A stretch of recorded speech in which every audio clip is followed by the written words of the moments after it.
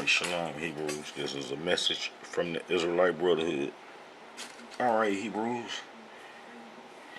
What is a Abrahamic religions? Now, we know that the Torah contains the history of Prophet Abraham, and outside that, it shouldn't be no more history about the Prophet Abraham, because Prophet Moses got the history, and put the Torah, together, and those 5 books contain the history of Prophet Abraham, and how it shouldn't be no more history about Prophet Abraham besides what's in the Torah and what Prophet Moses, left, and how that it wasn't no Abrahamic religions during Prophet Moses' time, and how it wasn't no Abrahamic religions during Prophet Isaac times. That's Prophet Abraham's son, or Prophet Isaac's son, Jacob. It wasn't no Abrahamic religions. So where these Abrahamic religions come from? And man, it's messed up that that these religions popped up with the title Abrahamic religion because of monotheism, they say. But hey, I'm here to tell you that the prophet Abraham ain't endorsed none of these religions, and that the people who prophet Abraham gave his blessings to will be Isaac's descendants, and that this old imaginary religions, the Abrahamic religions, come from a broken covenant, when the Israelites broke the covenant during the Babylonian wars, where the Israelites, our ancestors, was constantly transgressing the covenant, but we broke it during the Babylonian wars when we said we was going into Africa to do the Egyptian religion. And then our heritage fell into some Babylonian scribes' hand. Some Babylonian scribes that was from Babylon, that liked to create religions and held Babylon's God's history, Marduk, Norajel, Nebu, the Eniki, and Enel, and all those Babylonian gods. How did these people that was placed in our land was responsible for Babylonian history, and how that when we Israelites ran off into Africa to do the Egyptian religion, that we abandoned our heritage to those Babylonian scribes who would create Judaism. They would create Judaism off a broken covenant, off the covenant that the Israelites broke. Now these people was from Babylon already, and this how they deceived the world, because they try to make the world think that the Israelites wrote books and all this stuff outside the promised land, and how that they wrote books in Babylon, and how a portion of them stayed there and created academies and schools and so forth, and then out popped the Talmud and all these old books and so forth. And all those books and the people who created them got a hold to the Israelites' heritage, is because the Israelites say that they was going into Africa during the Babylonian wars to do the Egyptian religion. Okay, that those Babylonian scribes will have the Israelite heritage, and they would have conflict with another group that was placed in the promised land. Ashkenazi coming to the promised land under the name Scythian, and they will settle in the northern part, in the what's called the Decapolis cities in the Galilee area, and they would create Christianity. And how about Hebrews?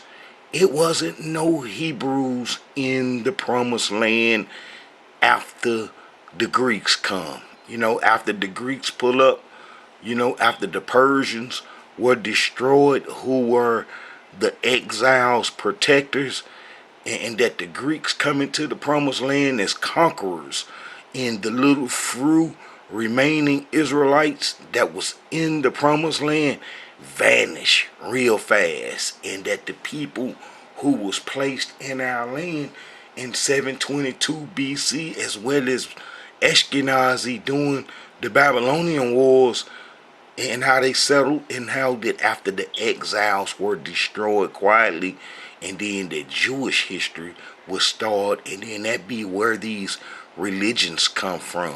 That's like the prophet Abraham history is with us, and we understand that prophet Abraham ain't endorsed no religions, and this is what make prophet Abraham stand out and was respected by the Creator, had love for him, and he would be a friend of the Creator, can walk with him and talk to him, is that the Creator knew that prophet Abraham resisted the Mesopotamian culture. We had a line of believers, Shem line of believers, man, they lived for quite a long time, and how Shem descendants, after the Creator made his decree to cut the life expectancy down to 120 years, and how some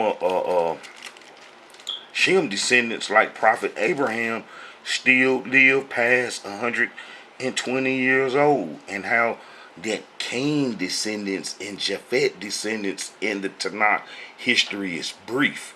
It's real brief, and how that the Tanakh mostly give you the history of Shem descendants coming from Prophet Noah's son Shem, and from his descendants you get the covenant from the Creator, and how that covenant was supposed to stay with Shem's descendants through Prophet Abraham. See, Prophet Abraham was chosen because Prophet Abraham was in Mesopotamia area, and he didn't believe in the Amorite Canaanite gods. He didn't believe in the Amorite Canaanite gods, and he was in Mesopotamia and around Assyria in those parts, Chaldea. It's like some people say, Prophet Abraham was come from Chaldea. Well, I done showed plenty of times where Chaldea was controlled by the Assyrians, and how the Assyrians were a Hamitic group that populated the whole Mesopotamian area, but how that they would have some wicked religions, and idol worship, and how Prophet Abraham didn't worship none of those idol gods and so forth, and then how Prophet Abraham was told to go to Canaan, and how he would inherit, how his descendants would inherit the Canaanite culture, and how that they were supposed to get rid of it. That was our job as Israelites, and we didn't do it. That's why we in captivity, in bondage now, because we didn't complete the mission. But Prophet Abraham was given Canaan, and then how he was there, and how he didn't worship none of the Canaanite gods. He didn't worship none of the Canaanite gods and so forth. And then how Prophet Abraham would go off into Egypt, and then he wouldn't worship the Egyptian gods. None of the gods. So it's three different empires and cultures that Prophet Abraham journeyed through, that he didn't worship none of their gods, and he resisted them, and there was conflict in the land amongst the peoples, and he still resisted the Canaanite gods and the Egyptian gods. You see what I'm saying? And that what made Prophet Abraham special. And then Prophet Abraham went back to the land of Canaan, and he was told that because he was faithful to the Creator, when as some of his other relatives wasn't, his father and so forth and them wasn't, but how Prophet Abraham was. He was a standout guy. And then how he resisted them idol worship, and then how when he finally got to the promised land, that how he was told his descendants through his son Isaac would get the covenant for the promised land, and how it would be an everlasting covenant from the Creator through his descendants, and how Prophet Isaac had the son Jacob. He had another son, Edom, but Edom would go off into the enemy tribes that the Israelites wasn't supposed to mix with, and how that the prophecy went to Jacob. Israel, and then from Israel to his 12 sons and their descendants. Now that's an everlasting covenant. And how did you know that that's an everlasting covenant? Is because when it was broken, it required punishment. And then after the punishment, resurrection. So we Israelites going through that stage now, and how we broke the covenant, and how we waiting to be resurrected in a foreign land. But Hebrews, Prophet Abraham never endorsed it, never endorsed none of these old religions. None of these old religions and what they call a Abrahamic religion. Let's look at some of this mess right here, what they got. This is what they say. They say Judaism is an ethnic religion comprising the collective religious, cultural, and legal tradition and civilization of the Jewish people. Judaism is considered by religions Jews to be the expression of the covenant that Yah established with the children of Israel. Now the Babylonian scribes, they've been tricking folks and deceiving folks for a long time. So, they gonna do that and they gonna say that. And that's the big deception going on in the world, is because the people don't know that the original Israelites, the real Israelites that the Creator gave the covenant to, ran into Africa during the Babylonian wars, and how that some people from Babylon was set up in the promised land that was practicing the Israelite heritage before the Israelites ran into Africa, and how that when the Israelites eventually ran into Africa, how our heritage will fall into the hand of the Babylonian scribes, and it will be their culture. And guess what? They was Amorites too. They was Amorites already, as well as the people in the land. So they gonna combine all that culture and that history and combine it into one and call that an Israelite covenant. But it's not, because those are not the original people that the Creator made the covenant to. This deception been going on for about 2,750 years. This deception been going on, and how that the world been deceived on this, and how that from this religion called Judaism, they will get Christianity. And we know that the Creator ain't told none of his prophets that his plan, that he was gonna change plans, and that now that the Israelites, broke the covenant, and how he was gonna give them a God son to save them. You can't find me nowhere in Tanakh history where the Creator said that he was gonna give the Israelites a God son when the covenant was broken, and that this God son was supposed to save them and redeem them from their sins. Now, how about that the Creator did tell us, once the covenant was broken, that we'll be taken to a strange land, and that we'll be going through some severe curses, and that the severe curses will be like no other people experience on the face of this earth. How about we Hebrews are the only people, what they call chattel slavery, are the only people on the face of the earth to experience it, whereas in the Eastern cultures, when they had slavery and so forth, how that the slave, could buy himself, out of slavery and get free, and how that we Israelites couldn't do that, and how we couldn't get ourselves out of slavery and redeem ourselves, and how that it was brutal. And how about the effects of slavery that our ancestors experienced on the plantation still linger today, and how that the people that are over us are descended from the people that originally brought us here, and how that they still got that same power, that same power and destruction over us, and how that there's no justice in the legal system, and how we just all messed up here in captivity, and we continuously surviving. It's a miracle by the Creator Yah that we continuously survive under this evil, wicked system that destroyed. This is a Canaanite, Amorite culture that we are in captive to. But all right, Hebrews, how about the Creator Yah ain't endorsed no Abrahamic religions, and how that any religions that pop up after the Israelites' covenant was broken are illegal, are no good, are illegal, because if the Israelites broke the covenant in punishment mode and then supposed to be resurrected to a position that the Creator want them to be in, then it show that those religions are off. It's like the Creator prophets were recorded in Tanakh history, and the prophet Malachi gonna be the last prophet, and he explained what the Israelites were going through. The Israelites that come back from the Babylonian captivity was like less than 1%. He was explaining what they was going through, because he didn't mention the Queen of Heaven worshippers who caused the Babylonian captivity to take place. He didn't mention them coming back out of Africa after they ran into Africa in 588 BC. I'm going to cover all that, in the Tanakh. I'm going to show all this.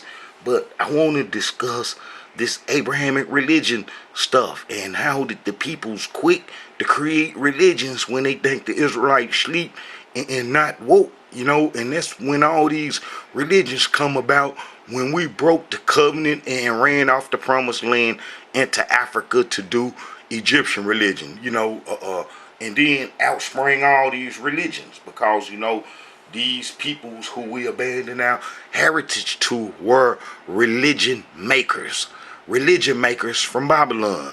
And the Creator ain't endorsed no Christianity, Judaism, or Islam, and how that them peoples who put them religions together wasn't part of the covenant that the Creator gave to Prophet Moses to the Israelite nation and peoples. Them peoples that sprung up with these religions got an agenda to keep the Israelite heritage blotted out through their religion, and then they encourage Israelites to convert into their religion, and it makes their religion valid and so forth. And then that's like that Farrakhan fella. How about Hebrews think that he got some type of special power and he connected to Almighty Yah? It is false, because he got power because he draw millions of Hebrews out their heritage, and man, the beasts love it. Our enemies love it. He drawing Israelites out their heritage. That's what they want, and that's what he been doing, and that's why come he been prosperous and seem like he a tough and bad guy, is because our enemies allow it. It's no way possible for him to exist in this Egyptian Babylonian system, and the beast got a whole army and they can't come get him. You know what I'm saying? So, he worked hand in hand with them. All right, Hebrews, let's look at Prophet Abraham, and let's look at his story and examine it and see if Prophet Abraham endorsed any of these religions. Now, Prophet Abraham history is with us. Now, man, I had a person make a comment one time and talk about, because I just recently did a video showing that the prophet Moses woman was a Hebrew and not an Ethiopian, Cushite, Hamite, as the Babylonian scribes tried to insert, in Tanakh history, and how we're in the Torah, but how did they try to say that Prophet Moses was married to a Ethiopian and so forth, and man, it's crazy. And how did these same people who created that mischief is the same peoples that created these Abrahamic religions that the prophet Abraham didn't endorse. Now we know that the prophet Abraham gonna come on around about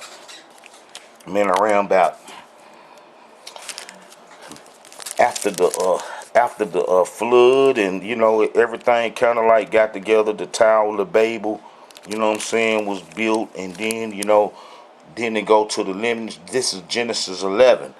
These are the generations of Shem, who was 100 years old and begot Arphax, 2 years after the flood. So after the flood, Shem and them start having kids. And then as you read down, you know what I'm saying, it gets to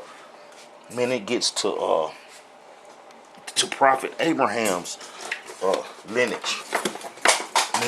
Man, it gets to Prophet Abraham's lineage, and then it talk about how Prophet Abraham come from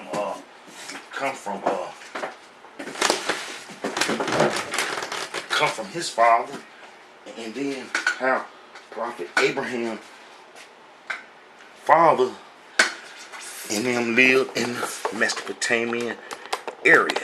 Now let's look at this. All right.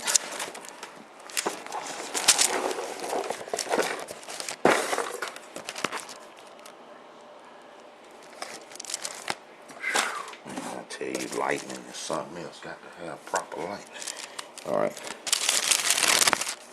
All right. So then they go all the way down to Noah and lived 920 years. Noah lived and begat Terah and 119 years and begat sons and daughters. And Terah lived 70 years and begat Abraham. You know, that was his name, you know what I'm saying, before the Creator changed it to Abraham after he had some kids by a Hamite. Alright, and Terah lived 70 years and begat Abraham and Noah and Haran. Now these are the generations of Terah. And Terah begat Abraham, Noah, and Haran. And Haran begat Lot. That's going to be Prophet Abraham's nephew. And Haran died before his father Terah in the land of his nativity, in Ur of the Chaldeans. Now look, Ur of the Chaldeans. Now this is going to be before the Scythians took it over. Let's see that the Assyrians controlled Chaldea. We can see that the Assyrians called Chaldea because we Hebrews said so. You know, we Hebrews said that Assyria controlled Chaldea because we wrote it, in our history. You know what I'm saying? We wrote it in our history. And let's see this. Let me pull this up real quick. All right.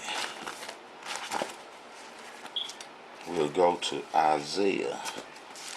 It's going to be in the book of Isaiah. All right, here it is. I turn right to it. Go to Isaiah 23.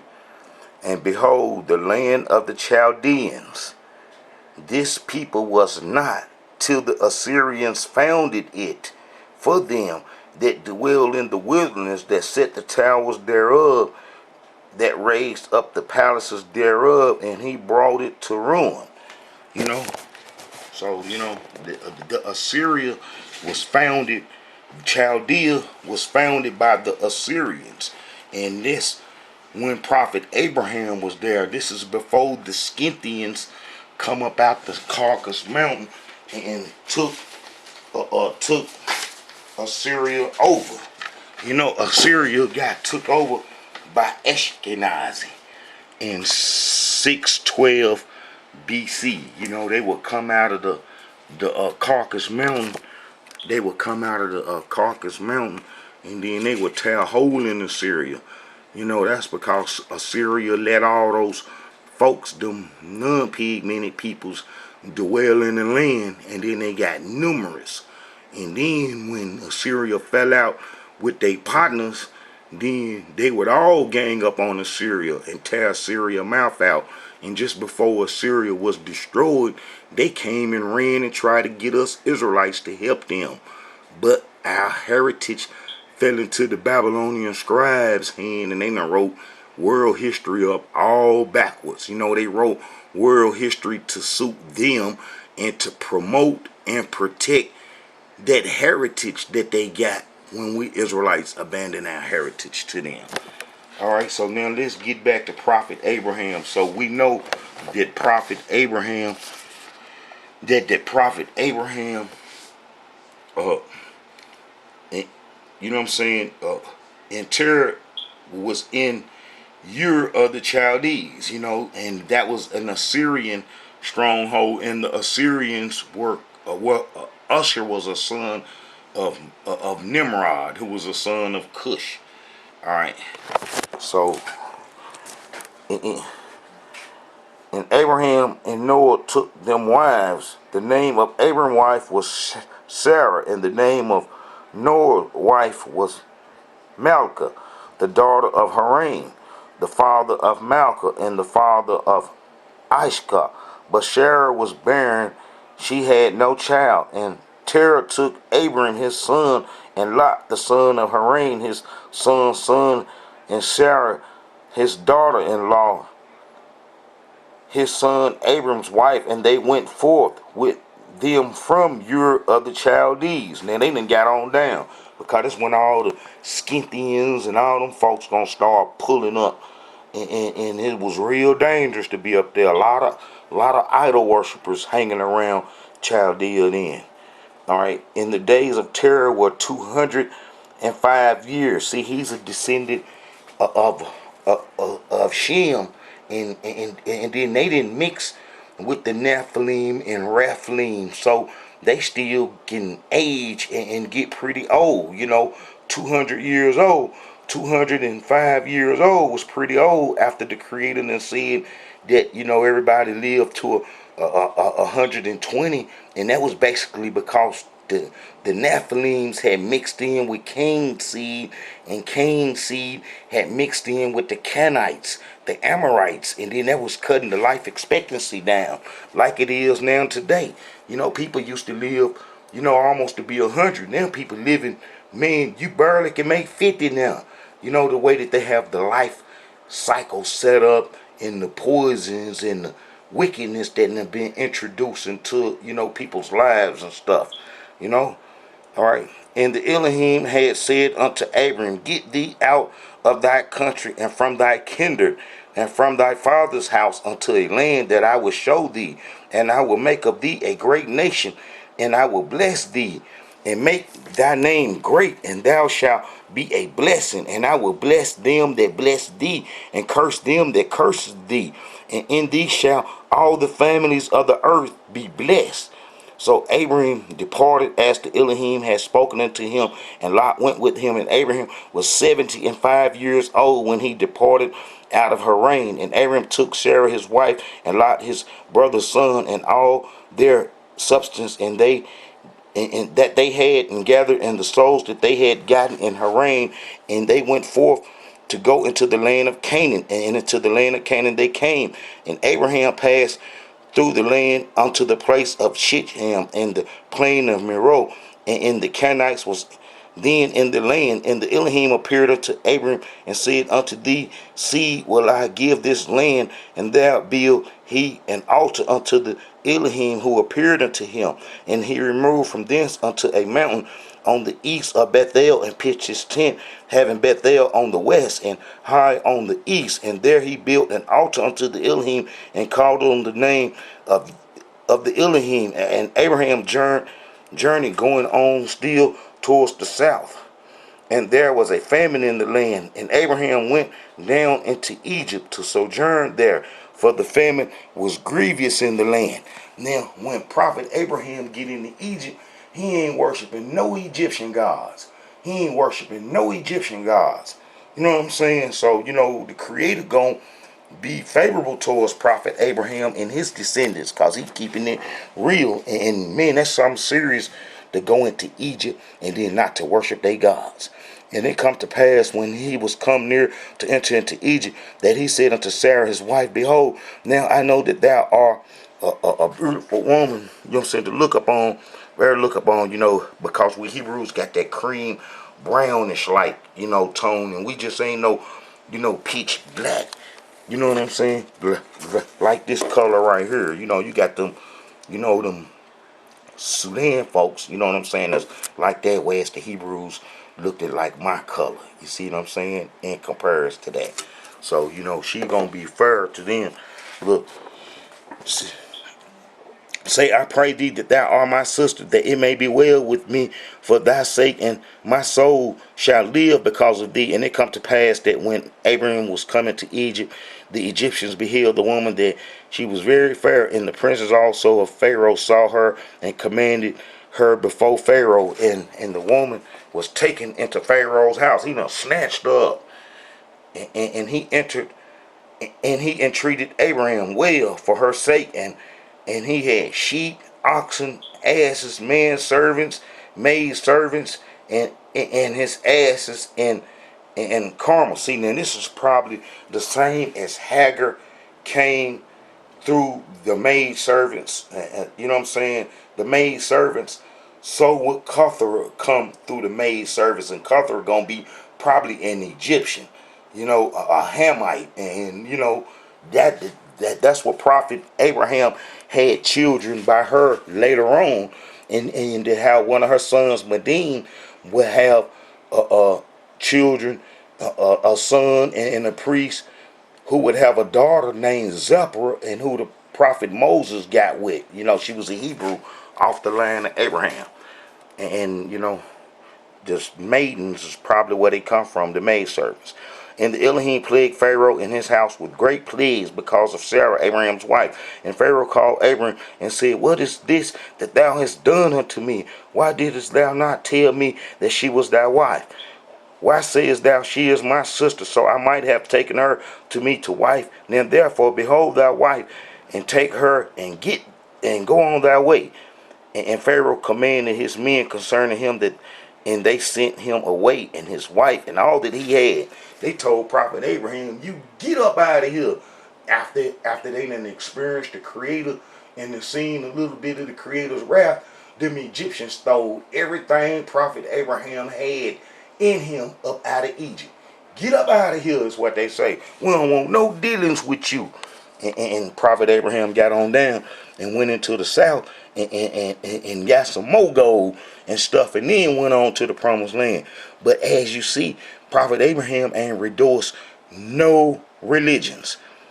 Matter of fact, he resists the Egyptian religion. Look, and Abraham went up out of Egypt, he and his wife and all that he had, and Lot with him into the south. And Abram was very rich in cattle and silver and in gold, and he went on his journey from the south even to Bethel, unto the place where his tent had been at the beginning between Bethel and Hai, unto the place of the altar which he had made there at the first. And there Abram called on the name of the Elohim. And Lot also, which went with Abraham, had flocks and herds and tents, and the land was not able to bear them, that they might dwell together, for their substance was great, so that they could not dwell together. And there was a strife between the herdmen of Abraham cattle and the herdmen of Lot cattle, and the Canaanites and the Perizzites dwelled in the land. Now, I done showed videos how the Perizzites are descendants from the giants. The Canaanites by this time was infected with the Nephilims and the Raphilims, as you can see with Og and the people we were supposed to destroy when we Israelites came out of Egypt. So the Canaanites had the giants mixed in with them, the fallen angelic beings. All right. It's not the land. It is not the whole land before thee. Separate thyself, I pray thee, from me. And if thou wilt take the left hand, then I will go to the right. Or if thou depart to the right hand, then I will go to the left.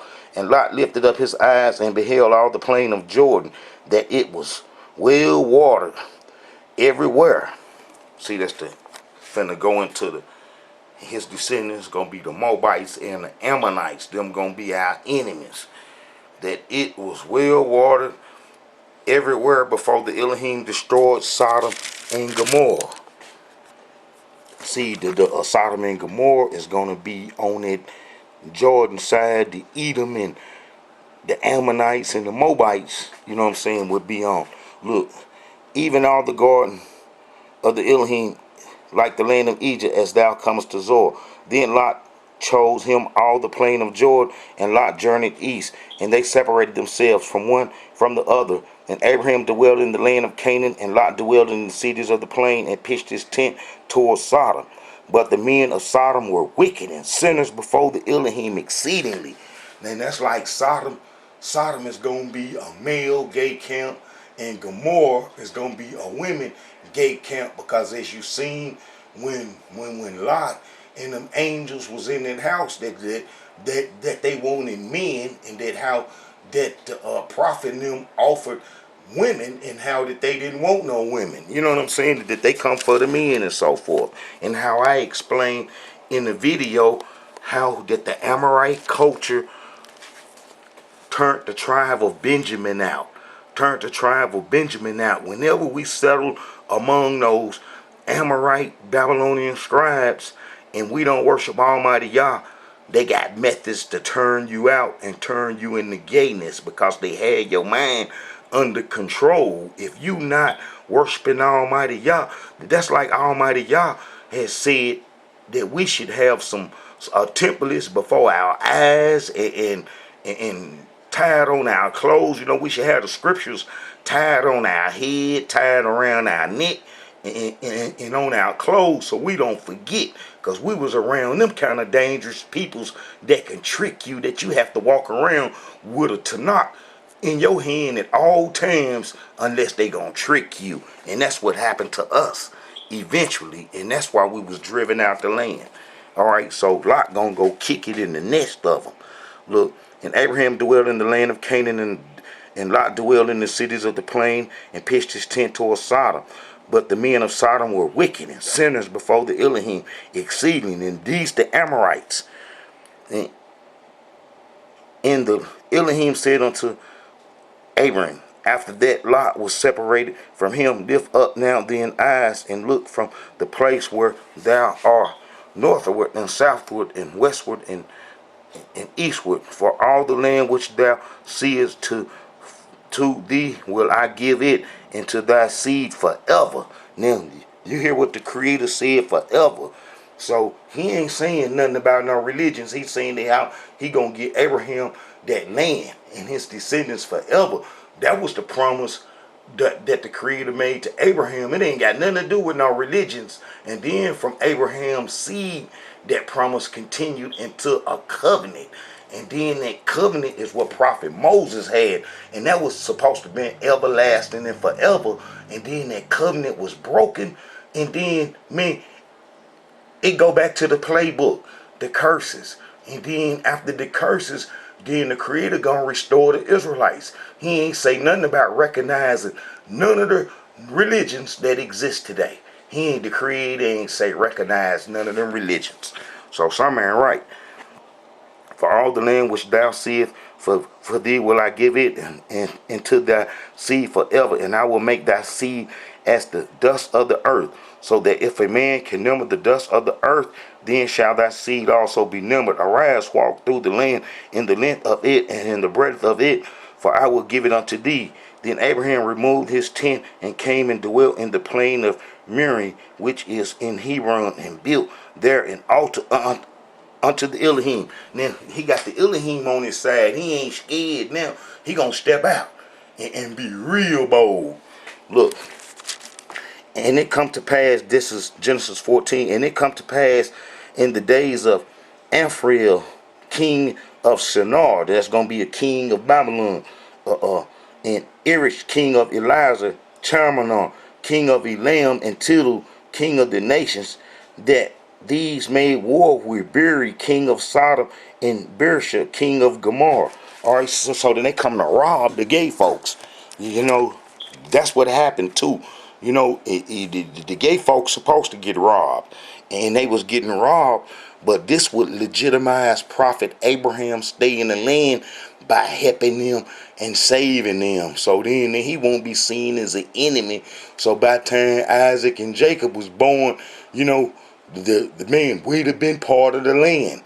And then how the Creator sent Prophet Jacob into Egypt, gave him the okay, and how we come out as a great army of people, and how we were supposed to get rid of that Canaanite culture, which wouldn't have allowed none of these religions to be about. If we would have got rid of the Canaanite culture, these religions wouldn't exist today, because we would be the holy people that the Creator, you know, wanted us to be.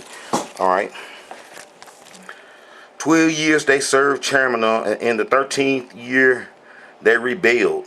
Then that's the Canaanites, the king of Gomorrah, and you know them, you know, was hemmed up, and then how that, you know, the folks from Mesopotamia was robbing them.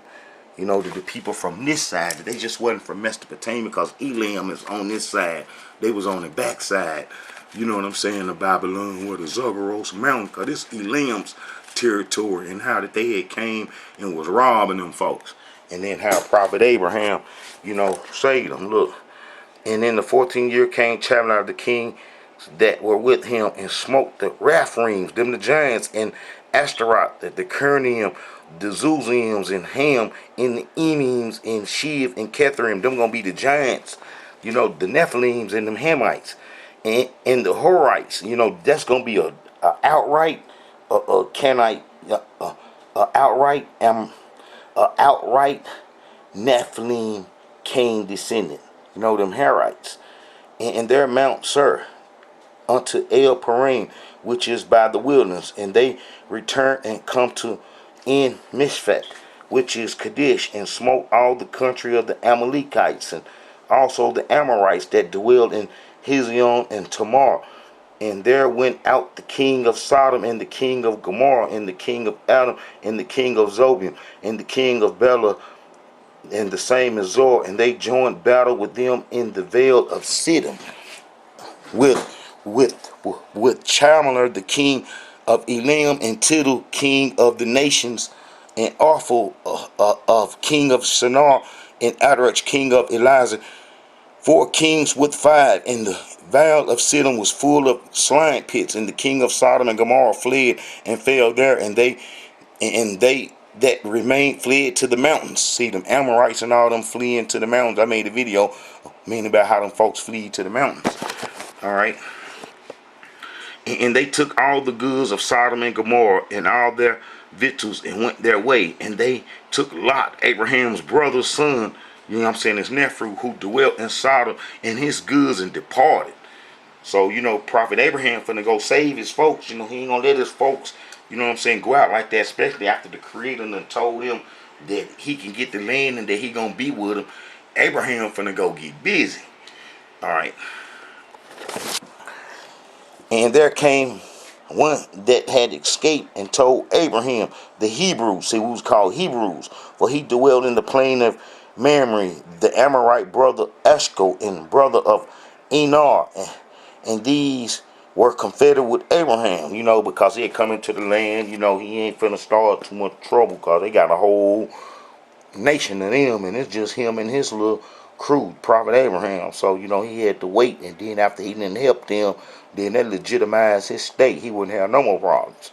And when Abraham heard that his brother was taken captive, he armed his trained servants born in his own house, 318, and pursued them unto Dan. And he divided himself against them, he and his servants, by night, and smote them, and pursued them unto Habar, which is on the left hand of Damascus. And he brought back all the goods, and also brought again his brother Lot, and his goods, and the women also, and the people. And the king of Sodom went out to meet him after his return from the slaughter of Chidon, and the kings that were with him at the valley of Shiva, which is the king's down.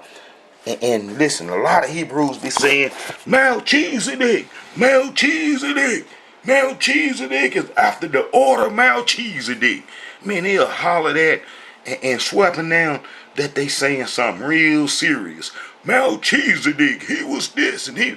Melchizedek was an Amorite priest that worshiped Almighty Yah before the Amorite culture was destroyed, and he was about the last priest, as well as a few other individuals in the Torah that the Creator communicated with that wasn't Israelites. Those are going to be Amorites that lost their culture. You know, the Amorites had a culture before we Israelites was supposed to destroy it.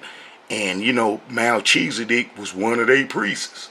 And that's like in Egypt, that they had the Melchizedek school in Egypt, and that's what Jesus gonna study at and be a high priest. If you type in Melchizedek school in Egypt, you're gonna see that it was one there during the Roman times, Greeks and Roman times, and how that Jesus went to that school, the Melchizedek school in Egypt, and how he was supposed to be a high priest after that order and so forth. But people get history confused because they don't know really what's going on.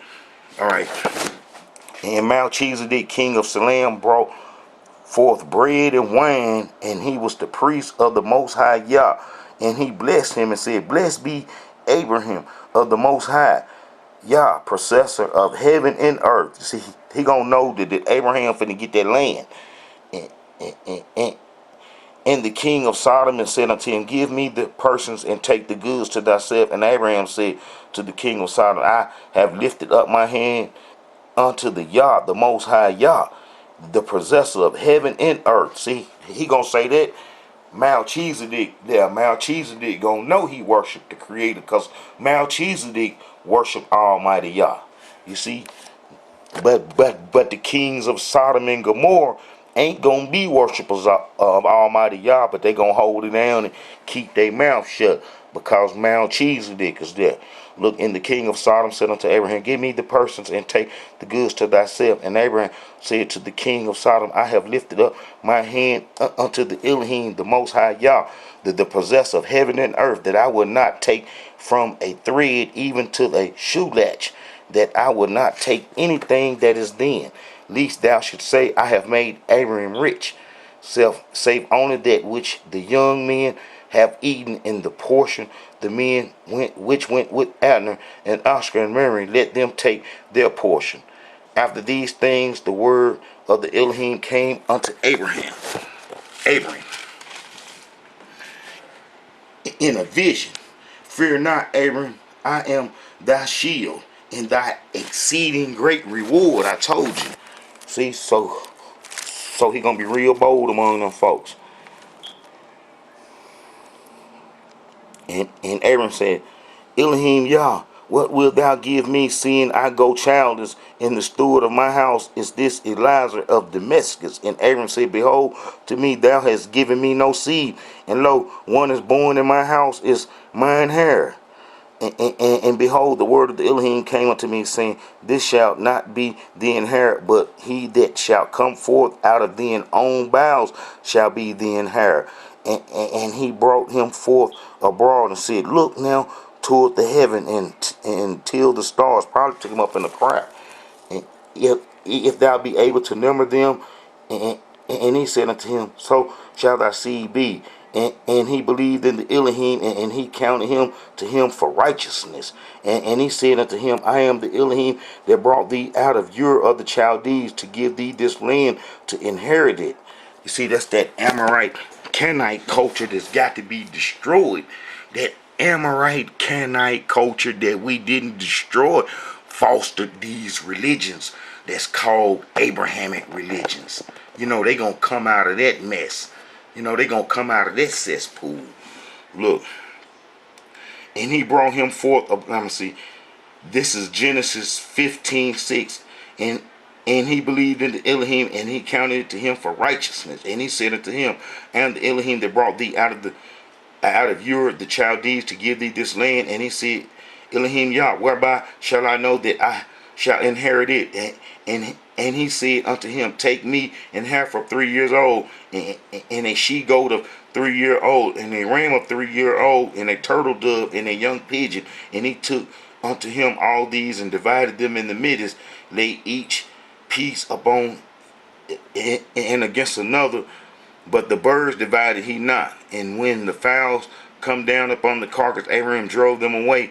And when the sun was going down, a deep sleep fell upon Abraham, and lo, and horror, great darkness fell upon him. And he said unto Abraham, Know of a surety that thy seed shall be a stranger in a land that is not theirs, and they shall serve them, and they shall afflict them 400 years. Now, we say that that's this captivity that we in now today, because the Hebrews wasn't in captivity 400 years in the Egypt,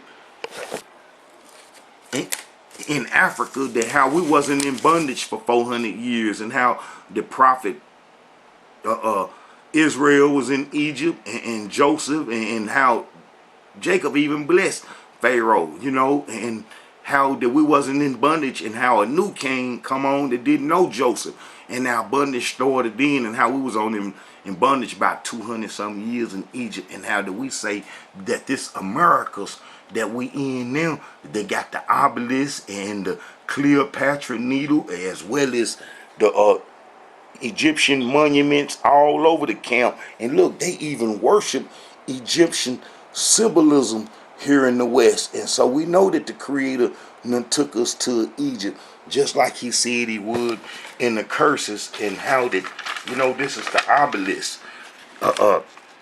The Cleopatra needle right there was erected when we was in bondage in Egypt, and when we first went in bondage.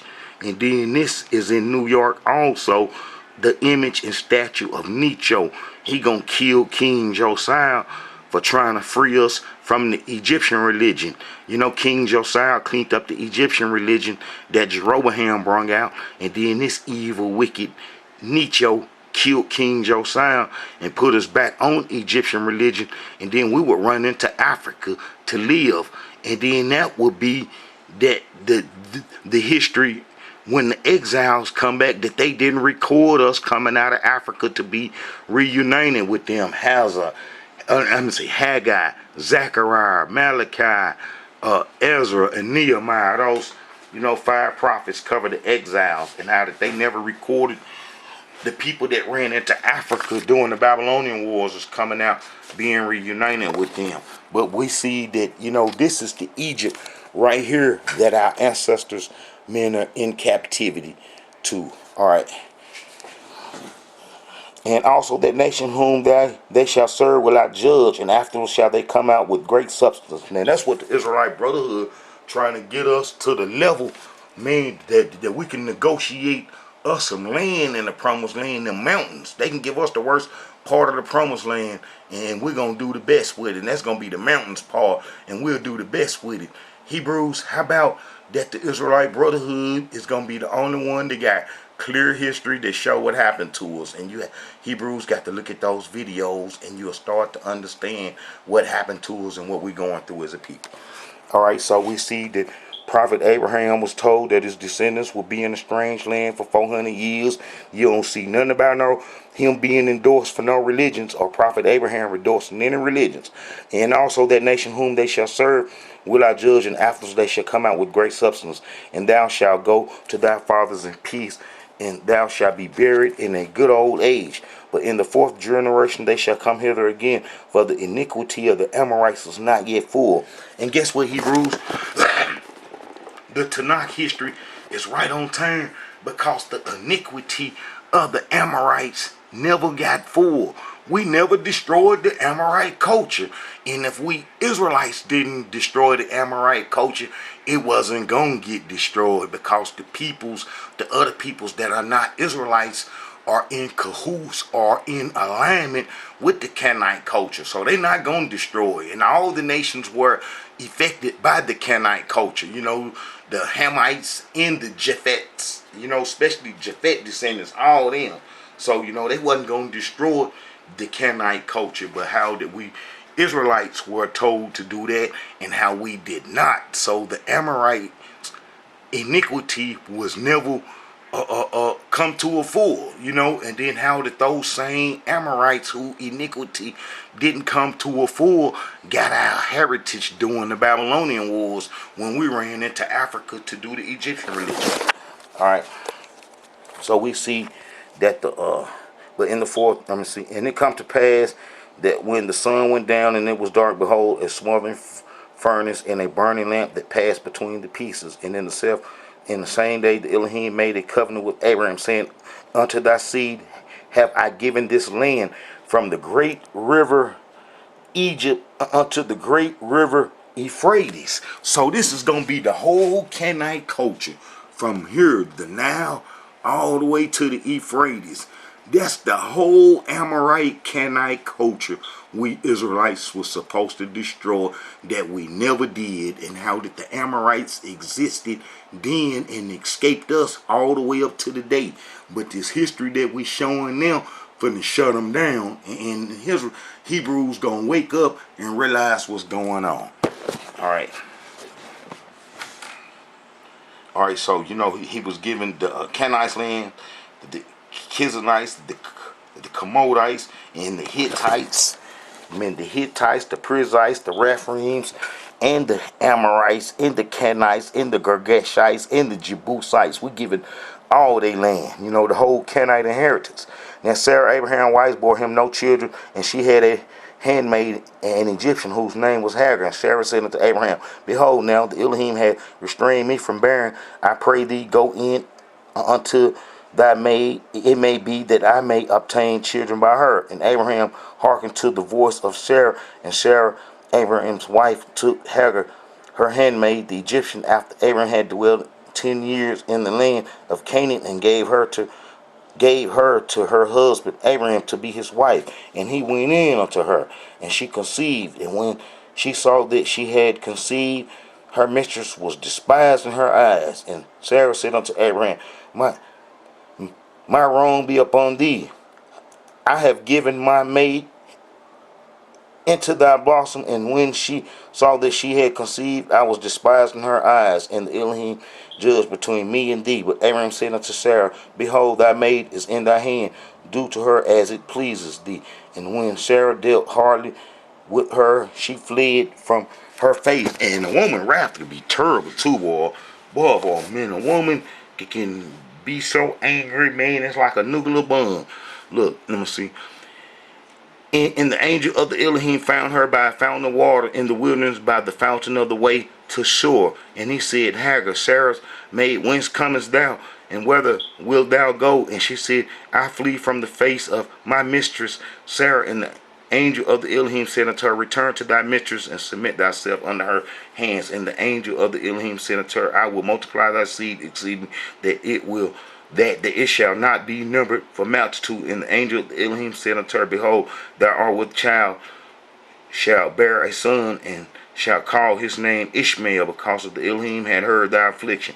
And he would be a wild man, and his hand will be against every man. And every, let me see, and he will be a wild man, and this Ishmael. His hand will be against every man, and every man's hands against him, and he shall dwell in the presence of his brethren. And she called the name of the Elohim that spake unto her, the Yah seeth me. For she said, Have I also here looked after him that seeth me? Wherefore the well was called Biri Liroi. You know what I'm saying? For Yah have seen me. Behold, it is between Kadesh and Beard, and Hagar bore Abraham a son. And then we don't see him saying nothing about doing no religions. He ain't endorsed now religion. He ain't endorsed now religion. Now we done been reading Prophet Abraham history, and he ain't endorsed now religion. Now religion have he endorsed. Alright. So, Ishmael born, and when Abraham was 90 years old, and then the Elohim appeared to him and said unto him, I am the Elohim, that Yah walk before me, and be thou perfect, and I will make my covenant between me and thee, and will multiply thee exceedingly. And Abraham fell upon his face, and Yah talked with him, saying, As for me, behold, my covenant is with thee, and thou shalt be a father unto many nations.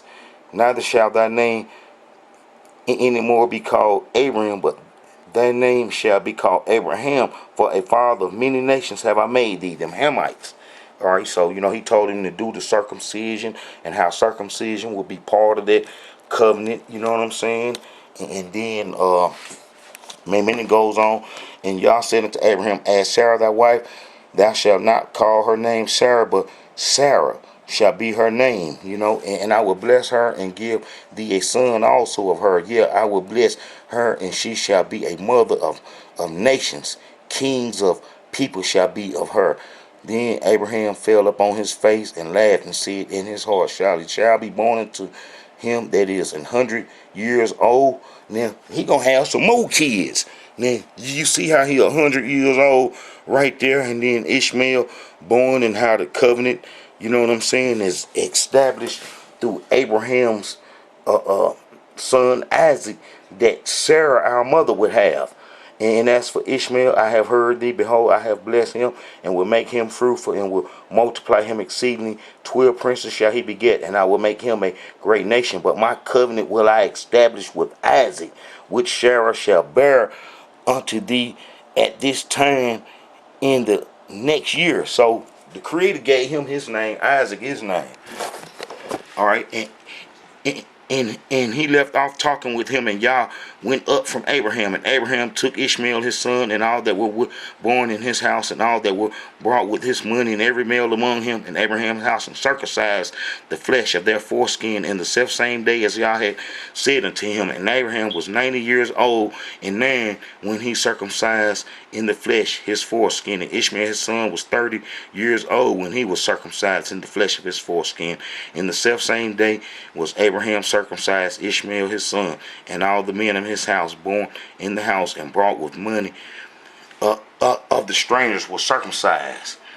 And then them on Genesis 18, they ain't seen Prophet Abraham endorse none religion.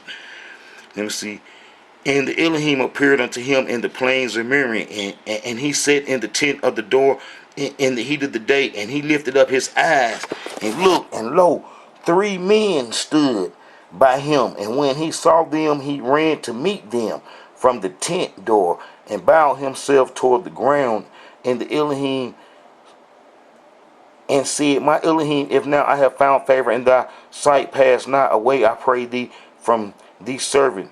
Let a little water, I pray you, be fetched, and wash your feet, and rest yourselves under the tree. Now this the heavenly host. Now they ain't described with no wings and none of that old stuff. You know what I'm saying? How that they were strolling and needed water and some food. And I will fetch a morsel of bread and comfort ye your hearts. After that ye shall pass on, for therefore are ye come to your servant. And they said, So do as thou hast said. And Abraham hastened into the tent unto Sarah and said, Make ready quick 3 measures of fine meal kneaded, and make cakes upon the earth. And Abraham ran unto the herd and fetched a calf tender and good, and gave it unto a young man, and he hasted to dress it. And he took the butter and milk and the calf which he had dressed, and set it before them. And he stood by them under the tree, and they did eat. And they said unto him, Where is Sarah thy wife? And he said, Behold, in the tent. And he said, I will certainly return unto thee according to the time of life. And lo, Sarah thy wife shall have a son. And Sarah heard it in the tent door which was behind him. Now Abraham and Sarah were old and well stricken in age, and it ceased to be with them with Sarah after the manner of woman. Therefore Sarah laughed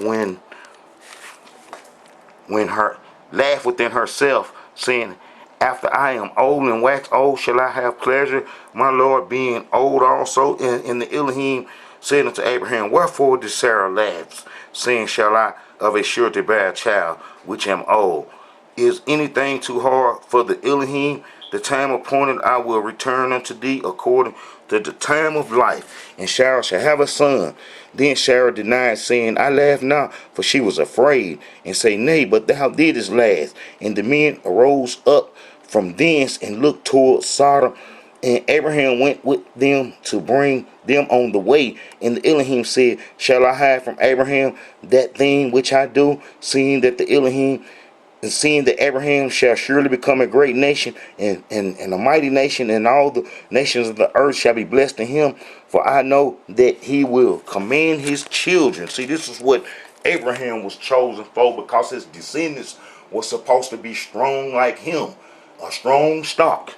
All right. For I know that he will command his children and his household after him, and they shall keep the way of the Elohim to do justice and judgment, that the Elohim may bring upon Abraham that which he had spoken of him. And the Elohim said, Because the cry of Sodom and Gomorrah is great, and because their sin is very grievous now, that's awful, very grievous, I will go down now and see whether they have done together all according to the cry of it which is come unto me. If not, I will know. And the men turned their faces from thence and went toward Sodom. But Abraham stood yet before the Elohim. And Abraham drew near and said, Wilt thou also destroy the righteous with the wicked? Peradventure there be 50 righteous within the city. Will thou also destroy and not spare the place for the righteous? You know what I'm saying? For the 50 righteous that were therein. Now this story is almost similar to what was happening in the book of Jeremiah, how the Creator couldn't find no righteous people in the land and how it had to be destroyed. And that's what happened to us. I mean, I got a video named that our sin was on the same level Sodom and Gomorrah. Let me see. All right. Peradventure there be 50 righteous within the city. Will thou also destroy and not spare the place for the 50 righteous that are therein? That be far from thee to do after this manner, to slay the righteous with the wicked, and that the righteous should be as the wicked. That be far from thee. Shall not the judge of all the earth do right? And then Prophet Abraham couldn't understand that, you know, if he finna destroy everybody because he got a nephew there. Lot there king. Lot and his goods and his peoples there. So, you know, Abraham word, Prophet Abraham word, you know. And the Elohim said, if I find in Sodom 50 righteous within the city, then I will spare all the place for their sake. And Abraham answered and said, behold, now I have taken upon me to speak unto the Elohim, which am but dust and ashes. Peradventure there shall lack 5 of the 50 righteous. Wilt thou destroy all the city for the lack of 5? And he said, if I find there are 45, I would not destroy it. The Creator count real good. And he spake unto him, this is Genesis 18:29. And he spake unto him yet again and said, peradventure there shall be 30 found there. And he said, I will not do it for 40's sake. And he said, oh, well, let not the Elohim be angry.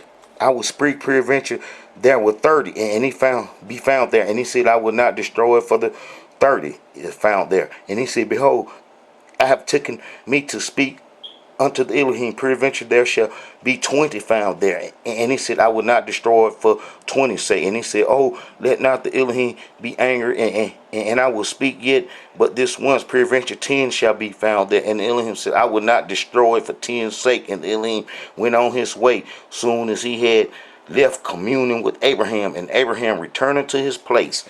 Now they're gonna pull up to Sodom and Gomorrah, and they're gonna destroy it. You know, and the gay folks tried to get them. Now, we don't see Prophet Abraham endorsing no religions. No religions. And then as you go on to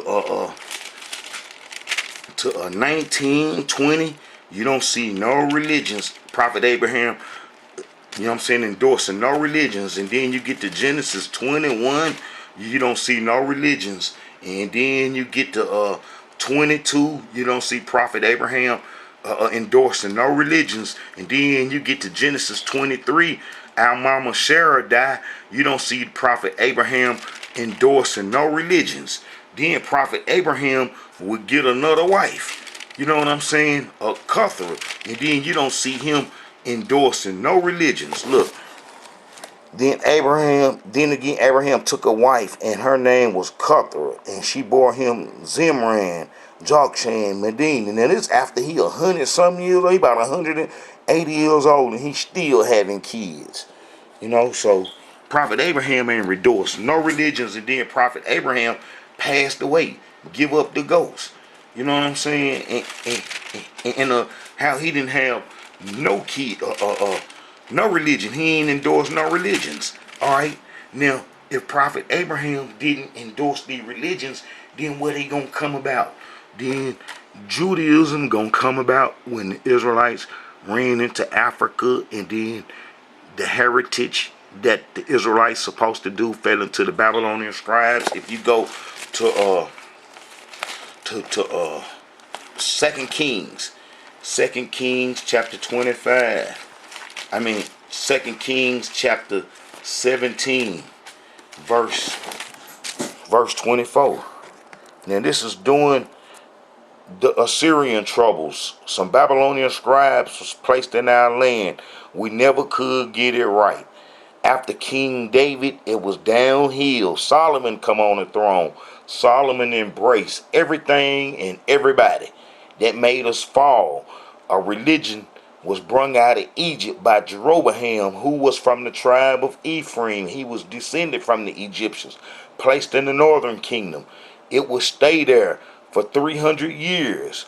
But in 722 BC, these peoples was placed in our land, and they would inherit that Jeroboam Egyptian religion. Is why the Egyptian system is being promoted today. Look, 1 Kings chapter 17 verse 24. And the king of Assyria brought men from Babylon and from Cuddle and from Ava and from Hamath and from Sepharvaim, and placed them in the cities of Samaria instead of the children of Israel. And they possessed Samaria and dwelt in the cities thereof.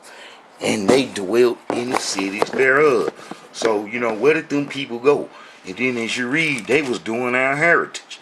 And then by the time the Babylonian war started, because we couldn't stop doing that Egyptian religion, and we was driven out the promised land for saying that we was going into Africa to do the Egyptian religion.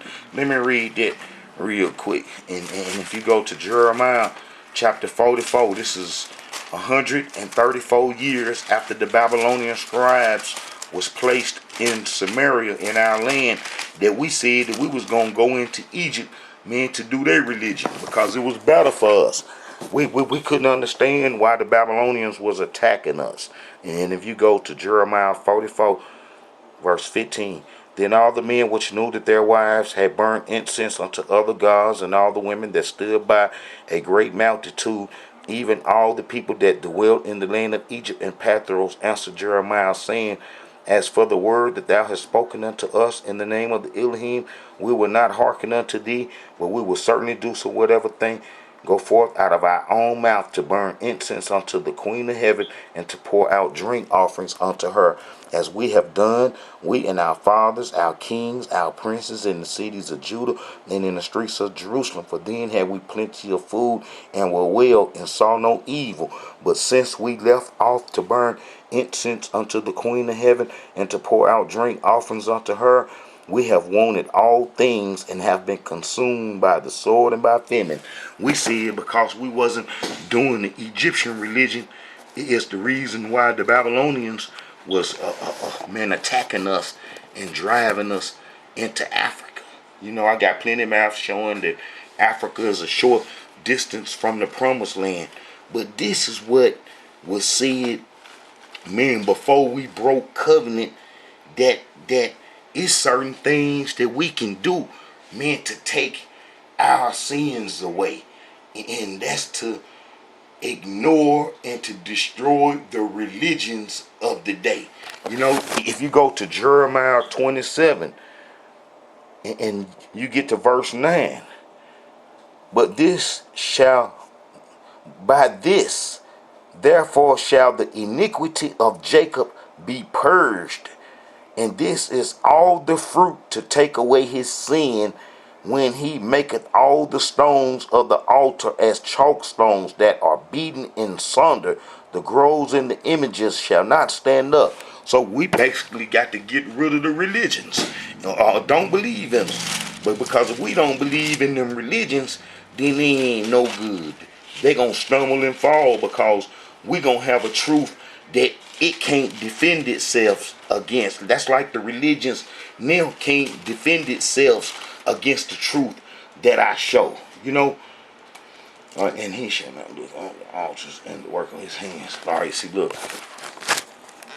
In that day shall a man look to his maker, and his eyes shall have respect to the Holy One of Israel, and he shall not look to the altars, the work of his hands, neither shall respect that which his fingers have made, neither the groves or the images. And they ain't nothing but them religions.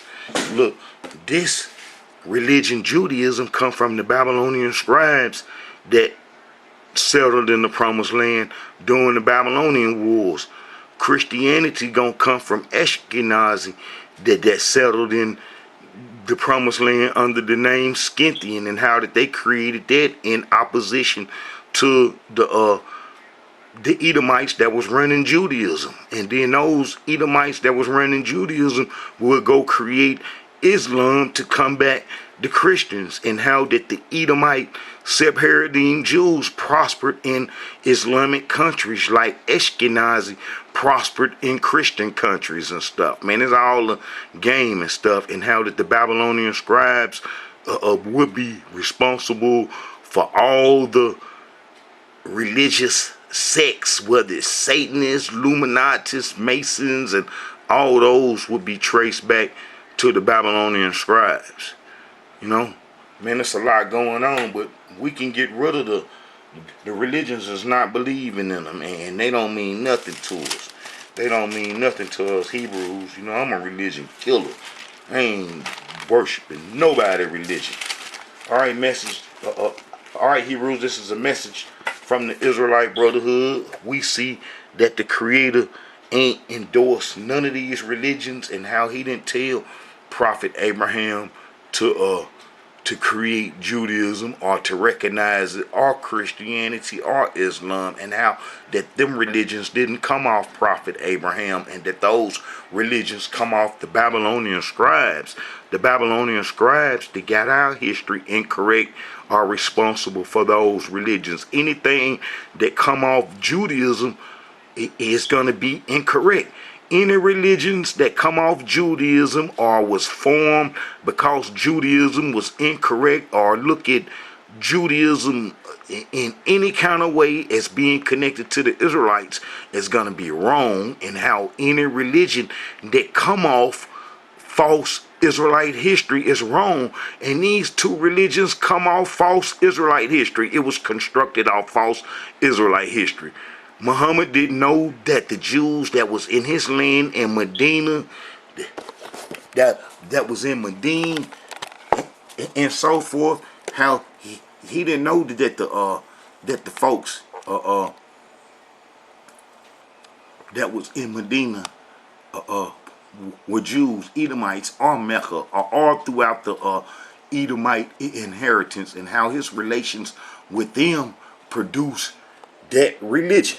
You know, man, produced that religion, and how that it's false, because the people who he was interacting with were not Israelites, and they were not the people of the book. So, you know, any religion come off that. And then Christianity, man, we know that's false, because how about, you know, Christianity was supposed to come off Jesus, but the whole Jesus story fall apart when you start examining it. That's like Jesus prayed and heard Edomite temple. He didn't know that Herd built the temple. It wasn't refurbished. It was built from the ground up. He didn't know that the Israelites ran into Africa during the Babylonian wars, and that when he went to Egypt and then left Egypt going back to the promised land, how he would be turning his back on the Israelites that ran into Africa during the Babylonian wars, and that how Jesus couldn't been a pigmented people, a pigmented person with black skin, for the simple reason is that the Greeks held Egypt 332 years before he was born, and that the Romans got it in 50 BC, and how it wasn't hardly no black folks, no pigmented peoples hanging around them parts of Egypt, and how they had all and got on down into the interior of Africa and so forth, that how that if Jesus went to Egypt, he couldn't have hid as a black man, being that the Greeks held control of it in the Romans since 332 BC, and how that all them folks, every European you can imagine that can get on a boat and a horse, ran to Egypt and lived there and stayed there way before Jesus was born. 332 years before he was born, and he didn't even know that the Israelites ran into Africa during the Babylonian wars 500 years before he was born. And then how he went into Africa and then went back to the promised land, he would be turning his back on the queen of heaven worshipers, the ones in the book of Jeremiah. And then how did he would not know that Ashkenazi had settled in the Discopolis under the name Scythian. Now, why Jesus didn't know Ashkenazi was there in the Discopolis city under the name Scythian? See, Christianity fall apart. And how did Jesus didn't know that he had Edomite members who wasn't supposed to be on the promised land soil? As Prophet Obadiah showed that the Edomites would take the Israelite heritage over, and how they had been did it before Jesus was even born, and how John Harnicus converted all the Edomites to Judaism in 130 BC, and them would be the people that Muhammad would spend his time with and think that was Israelites, but wasn't, and then a religion was created off that. So this religion is wrong, the Judaism, because it cannot substitute an Israelite covenant. It cannot substitute an Israelite covenant, and the people that were never given a covenant cannot magically create a covenant. And them two religions come off that one. You know? So, man, it's all messed up, but we're going to get it right. This is a message from the Israelite Brotherhood, Hebrews. Man, if the Creator can bless me in the spot, we're going to change history. I'm going to put it down, and they ain't going to stop till the mission get complete, till I unite us on a real significant level. Shalom, Hebrews. This is a message from the Israelite Brotherhood. The Creator didn't endorse or grant no Abrahamic religions, and how did those religions come off our abandonment to the Babylonian scribes who would go on and create them religions. Shalom, Hebrews.